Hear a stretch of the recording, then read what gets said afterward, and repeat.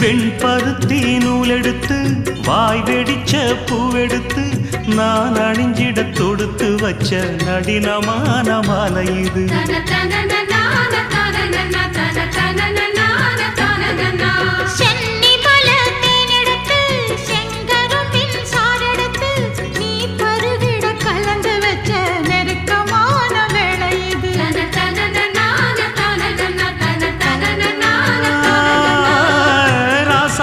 உடம்பிருக்கும் ரவிக்க துணி நானாக அன்னாடம் சூடி கொள்ள ஆசை வச்சாகாதா.